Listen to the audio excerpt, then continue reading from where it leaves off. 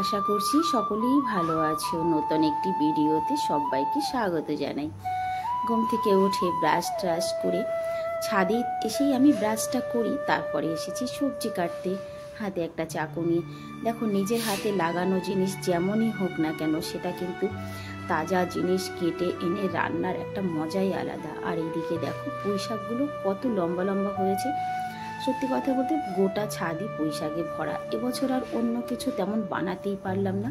কথার মানে তেমন বীজ আমার কাছে ছিল না, যা ছিল সেগুলো 3 বছর 4 বছর পুরনো, তো সেই জন্য সেই বীজগুলো আর ভালো করে জার্মিনেশন হয়নি। একটা কেটেছি, ভাবছি আরও একটা নেব।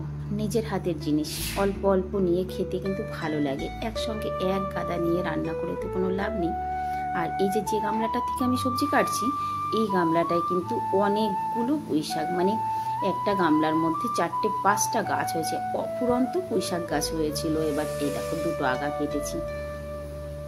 গত বছর যে পুঁই শাক ছিল তার বীজ হয়ে পড়ে পড়ে সব জায়গায় শুধু পুঁই শাক হয়েছিল। অনেক লোকেদের কাছে, মানে অনেককে দিয়েছি আমি গাছ তুলে তুলে লোকেদের, আর আমিও লাগিয়েছি। আজকে রান্না হবে কাঁঠালের বীজ, পুঁই শাক, আলু দিয়ে, তবে নিরামিষ। সারাদিনে আর কোনো কাজই তোমাদের সঙ্গে আমি শেয়ার করিনি। সিধা ফিরে এলাম সন্ধ্যে 6টার সময়। বড় ছেলে কম্পিউটার ক্লাস থেকে এসে ওর নিজের কম্পিউটারটা পরিষ্কার করছে, আর আমি এই যে জামা কাপড় কোলের কাছে নিয়ে বসে রয়েছি। কেন জানো, ভাবছি একটু বাজারে বেরোবো। তবে গরমে মানে ভেবেই তারপরে আবার জামা কাপড়গুলো আমি তুলে রেখেছি যে না, আর যাব না। ছোট ছেলেরও টিউশন থেকে আসার টাইম হয়েছে, এসেই বলবে মা কিছু খেতে দাও।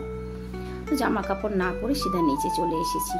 ঘরে চিড়া রাখা ছিল, তো ভাবলাম যাই একটুখানি চিড়া ভেজে সেটাকে পেঁয়াজ নুন নামকিন দিয়ে সন্ধ্যাবেলা টিফিন হয়ে যাবে।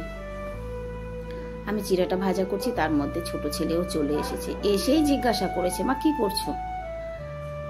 দেখো, চিড়া ভেজেছি, একটা পেঁয়াজ কুচিয়েছি, একটা কাঁচা লঙ্কা, আর তার মধ্যে খানিকটা এই যে নামকিন। এটা কিন্তু ফ্রি টাইমে বসে বসে খেতে বেশ ভালোই লাগে, বিশেষ করে সন্ধ্যাবেলার টিফিনে। সঙ্গে হবে একটু সুন্দর চা। ছেলেরা তো আর চা খাবে না, আর আমিও এখন চা খাবো না, যদিও বা চা খাওয়াটা অনেক কম করে দিয়েছি। আমি যখন এই জিনিসটা করছিলাম তারই মধ্যে এসেছে আলাপি গোলাপি। এরা জানো তো, কিছুদিন হয়ে গেলে আমার সঙ্গে দেখা না করতে পারলে এদের ভালো লাগে না। ও কাজ থেকে ফিরছিল, ফেরার পথে আমার সঙ্গে দেখা করতে এসেছে। মাসি অনেকদিন হয়েছে তোমার সঙ্গে দেখা হয় না, ভালো হয়েছে। ওকে আমি কাজে লাগিয়েছি কুমকুম দিদির ঘরে, কুমকুম দিকে দেখাশোনার কাজে। তো সেখানে ও 24 ঘন্টা নয় 8 ঘন্টা ডিউটি করে। ঘরে ফেরার পথে এসেছে, বললাম বস, খেতে খেতে একটুখানি গল্প করি। বড় ছেলেকে উপরে দিয়ে এসেছি, আমি আলাপি আর কিট্টু, মানে আমার ছোট ছেলে, আমরা 3জনে নিচে বসে খেলাম, একটু গল্প করলাম। গল্প করতে করতে কিন্তু সন্ধে হয়ে গেছে। আর ওই সন্ধ্যের পরেই ছেলে মেয়ের পড়াশোনা। উপরে গিয়ে যেই পড়তে বসালাম ছেলেকে, মা আমার অনেক লেখা আছে। কেন? পুরনো খাতার কাজ নতুন খাতায় তুলতে হবে, অনেকগুলো পেজ, কমসে কম 13-14 পেজ। আমি এতটা লিখতে পারবো না, কি করব বলো। বললাম দে আমাকে কপি, আমি লিখে দিচ্ছি, তুই অন্য কাজ কর। তারপরে বসলাম ছেলের লেখার কাজ নিয়ে। তবে ডিনার করেই কিন্তু আমি বসেছি। লিখতে লিখতে আমার বেজে গেছে রাত 12:30 1টা। এই দেখো কতগুলো পেজ লিখেছি, আর বাকি রয়েছে সামান্য একটু ড্রয়িং, সেটা ছেলে সকালবেলা করে তারপরে নিয়ে যাবে।